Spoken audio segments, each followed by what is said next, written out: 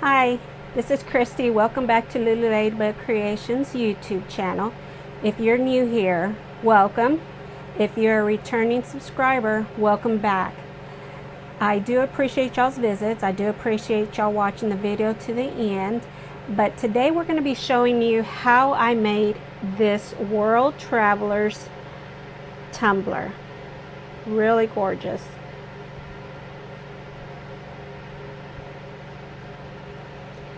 I'll have everything I used for this tumbler down in the description below.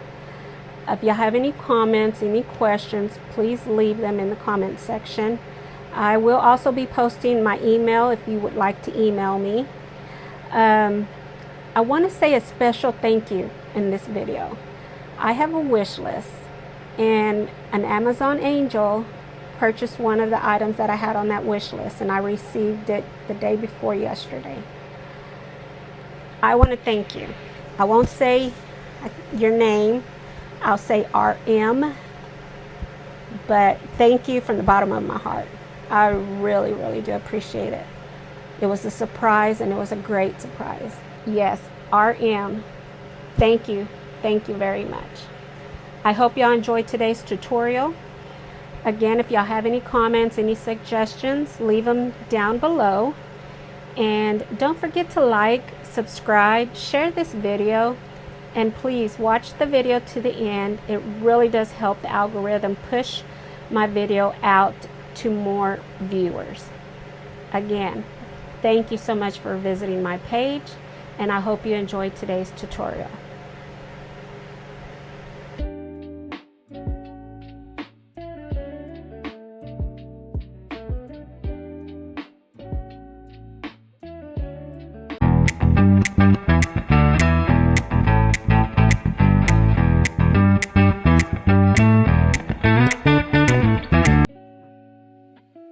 Okay, so we're gonna start today's tutorial with this beautiful image I got from Creative Fabrica.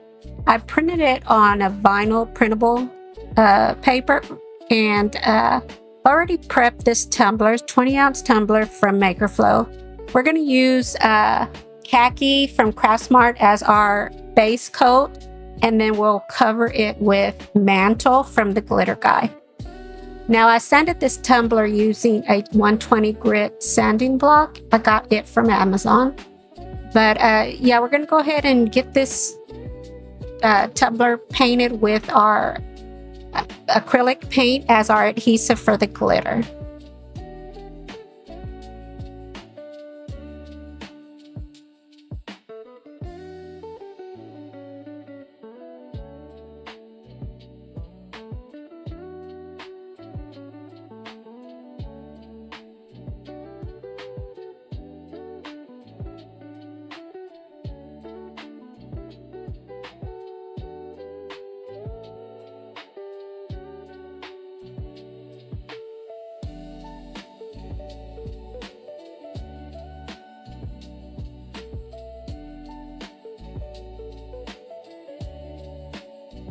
So I'm making sure that I just brush on smooth, even strokes. That way there's no breaks in the acrylic paint to show the stainless steel.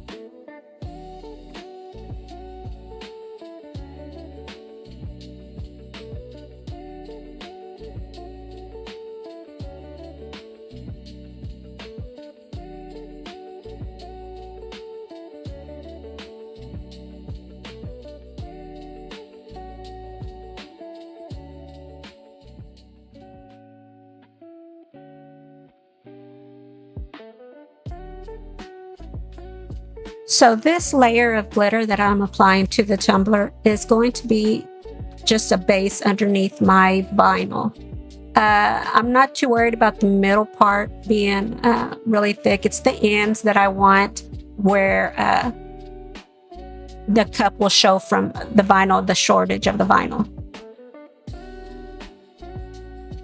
Make sure you tap off all the excess glitter, and then we'll put a coat of epoxy and come back. All right, so we've added a coat of Resin Rockers Perfect Finish epoxy, and I cut this vinyl sized it as a 1.66 by 8. I'm going to cut off an edge of it to use as our, we're going to use it as a hinge method to place the vinyl onto the tumbler. And I'm making sure that I get it as straight as I can. Now, of course, it won't have to be, I won't be worried too much if it's not too straight, because we're going to be covering the edges with glitter. So once I get this as even as I can, we'll go ahead and use a largest squeegee and to get it placed and make sure there's no bubbles in the underneath the vinyl. So we're going to use the soft end of the squeegee, and that's because this vinyl, when you print on it, I didn't seal it, and when you don't seal it, it kind of has a tendency to lose the ink. So I'm just being real careful by placing it onto the tumbler. So this glitter, we're going to use epoxy to add the glitter onto the ends. And I used 15 milliliters of Resin Rockers, and that was 7.5B and 7.5A. Now we're going to put a good amount of epoxy onto this tumbler because, of course, we're using it as our adhesive for our glitter.